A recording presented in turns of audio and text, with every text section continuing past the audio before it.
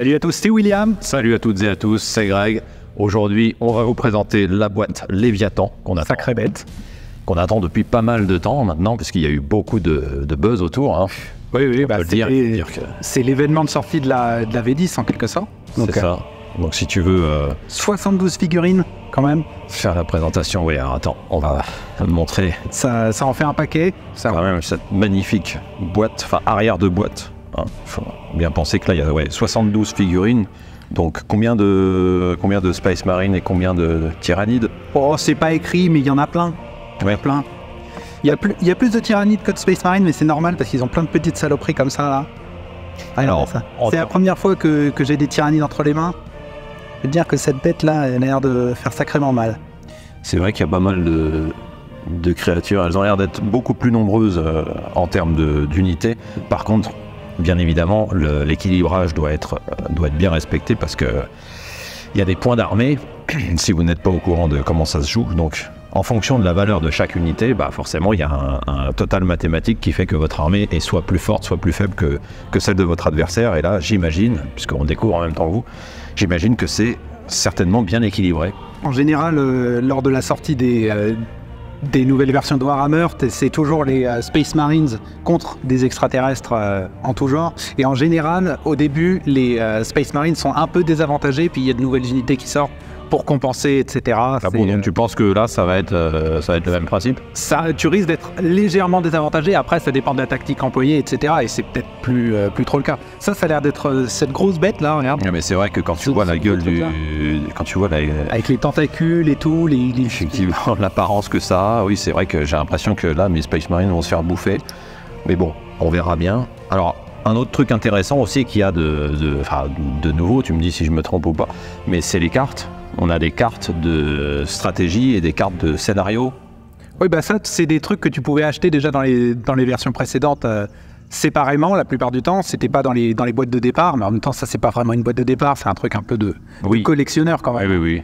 Et par exemple, celle-ci, là, on a un... Vas-y. C'est une carte de déploiement en fait. C'est-à-dire que là, c'est l'attaquant, donc certainement le premier à jouer, et là, c'est le défenseur. Ça indique les distances, etc. par rapport à au centre du plateau qui a l'air d'être un point stratégique. Là, sur celle-ci, on voit qu'il y a un cercle, donc c'est probablement un périmètre à défendre. D'accord, et on voit également que sur le bas de la carte, il y a un petit symbole. Et là, quand je prends le petit guide, le tout petit fascicule comme ça de référence rapide, il y a plein de textes. On voit, oui, il y a plein de textes.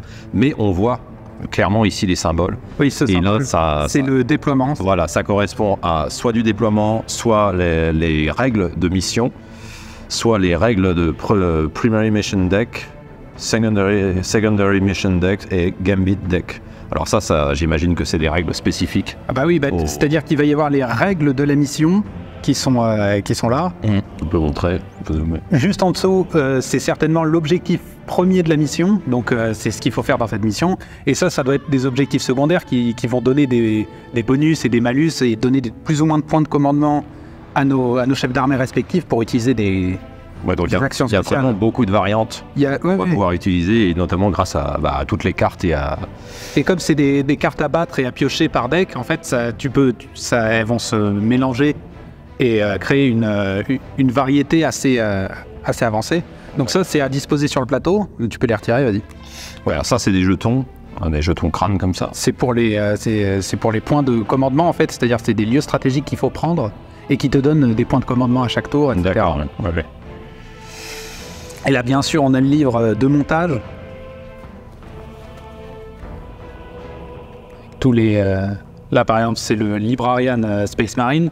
Ça, c'est pas... Non, c'est le... Oui, si. Là, c'est le Librarian. Donc, c'est une sorte de magicien. Et là, t'as le capitaine sur la toute première page. D'accord, ça, c'est pour t'expliquer vraiment comment tu montes. Oui, t'as les instructions. Comment il faut coller chaque partie, etc. Avec les petits numéros pour t'indiquer très précisément quelle pièce prendre, parce qu'il ne faut pas les confondre. Dans tout le lot, il y en a forcément qui se ressemblent un peu, mais chaque pièce a sa place. C'est clair, moi ce que je voulais, c'était mettre en avant particulièrement mon... Dreadnought. Ouais, mon Dreadnought. Parce que je veux quand même avoir un petit peu de puissance de feu. Donc ça, c'est censé être la grosse unité Space Marine qu'on voit, qu'on voit ici. Juste ici. Qu'on voit là. Et alors c'est ce qui a l'air de pouvoir tenir tête à ces énormes saloperies là. Et donc c'est vrai que là il y a de la grosse mitrailleuse lourde, il y a l'air d'avoir des missiles, donc ça j'imagine que ça fait différents types d'explosions et de zones de dégâts. Et ça j'imagine que ça va être du... Ah oui, ça va bien tirer, je pense que tu vas jeter pas mal de dés. Et normalement il y a aussi un Space Marine qui est dedans. Oui, mais ça fait partie du Dreadnought en lui-même. En fait, c'est que lorsqu'un Space Marine devient assez expérimenté et qu'il est gravement blessé au combat, en fait, plutôt que de le laisser mourir et de perdre un précieux soldat, il l'enferme dans cette espèce de sarcophage de fer qui le maintient en vie artificiellement et il l'allume que pour les combats. Ah oui, d'accord, ouais. Oui, bah là, c'est ce que ça va faire du coup. Voilà. Et ça, c'est une partie du lore que... Ah là, il y a du lore, il y a des règles. Voilà, là par contre, il y a des belles illustrations, mais c'est le livre. Le livre, c'est un Léviathan aussi, il fait 392 pages, wow. 397, je sais plus. Et là, il pèse son poids, le machin. Et puis alors, c'est d'une qualité. Là, c'est dommage, vous n'avez pas l'odeur, mais... Oui, ça se sent... on sent les bons livres. Rien que l'odeur vaut le prix, je pense. Mais regardez-moi ça. C'est magnifique, c'est... des œuvres d'art quasiment sur chacune des pages. Parce que même si là c'est une photo des unités, on voit clairement que c'est les unités en plastique, mais alors peintes comme ça, le livre est vraiment de... Oh, ça c'est... Non, et ça te fait... Ça te fait... Oui, voilà. C'est ça que je veux, je veux les grosses unités parce que je veux rouler sur les tyrannines. Il veut pas jouer équilibré, il veut juste rouler dessus le plus possible. Et il faut... il est vraiment d'une qualité... Regarde, là on dirait, bien sûr c'est mis en... C'est mis en valeur. C'est mis en valeur, là les peintures sont magnifiques. Mais quand même ça... On va essayer quand même de faire des peintures qui se rapprochent au maximum d'un résultat professionnel. Oui, et puis expliquer comment on fait, etc. Comme ça vous pourrez le faire. Ou en tout cas vous pourrez réessayer de faire. Mais là, vous voyez, regarde ça. C'est vraiment... Rien que sur le livre, ça vaut le prix de la boîte. Bon, honnêtement, si vous êtes fan, tout ce qu'il y a, toutes les règles, toutes les cartes, plus des livres pour fans comme ça, et avec tout le lore. Ah, vous voyez, il y a carrément... Là, on a la foi des guerriers dans le lore du jeu. Non, c'est vraiment... Qui parle de l'Inquisition, des sœurs de bataille et des dangers inconnus. On va pas tout vous montrer parce qu'il faut bien sûr que vous puissiez le découvrir aussi. Mais il y a quand même... là, regardez ça. Ça donne envie, ça. Désolé. Celles-là, on les a pas, ces unités-là. Mais non, on n'a pas de Black Templars, mais... Après, c'est ça. Une fois qu'on a mis le doigt dans l'engrenage de Warhammer, on a envie de toutes les avoir, on a envie de toutes les peindre. Mais il faut aussi avoir le temps pour jouer. Et c'est ça qui est après le plus dur à trouver. Mais alors, par contre, une fois qu'on a le plateau, les figurines bien montées, bien peintes, et toutes les règles bien comprises et assimilées, là, ça fait vraiment des belles parties. Surtout que les règles, ils les font évoluer au fur et à mesure, donc ça devient de plus en plus stratégique. Ça essaye d'annuler le plus possible la partie hasard, parce qu'il y a quand même beaucoup de... Oui, il y a le hasard de la visée, etc. Mais voilà, le hasard des jets de dés, mais c'est quand même annulé par beaucoup d'autres tactiques et stratégies qui rajoutent au fur et à mesure. Ça, c'est quand même intéressant, parce que... Je suis pas tout à fait au courant des règles qui ont changé dans la V10 ni de la méta actuelle. Oui. Mais je pense qu'on va bien s'amuser avec ça quand même. Il y a quand même des créatures assez impressionnantes. Ah voilà, regarde. Ça c'est le Dreadnought. Étant fan d'échecs, du jeu d'échecs, moi j'aime bien les jeux dans lesquels il y a le moins de hasard possible. Donc dans Warhammer, ça reste quand même un univers qui est vraiment passionnant. Mais il y a forcément une part de hasard. Mais c'est pour ça qu'avec tous ces types de stratégies, ça diminue le plus possible le hasard, je trouve, et donc ça devient quand même où on a beau avoir une armée qui pourrait, pour un joueur moyen, va être plus fort en termes de points d'armée. S'il joue contre un joueur expérimenté et qui lui a une bonne stratégie et qui connaît bien ses trucs, il va quand même l'emporter. Il peut inverser la donne. Parce que les points sont représentatifs en quelque sorte de la puissance d'une unité, mais il y a aussi la façon de s'en servir qui peut changer beaucoup. Et ces cartes avec objectif, ça peut vraiment tout changer dans une partie, puisque tu as certaines unités qui sont très efficaces de loin, et pour garder un point, par exemple, c'est peut-être mieux d'avoir des grosses unités qui encaissent bien au corps à corps. Oui, c'est vrai. Ouais. Pour tenir le point au maximum. Donc, pour quelque chose comme ça, je pense que d'avoir des gros blindés, cette mission où il faut garder l'objectif sur 16 pouces de diamètre ça va être quelque chose où il va falloir vraiment résister aux assauts adverses autant que possible.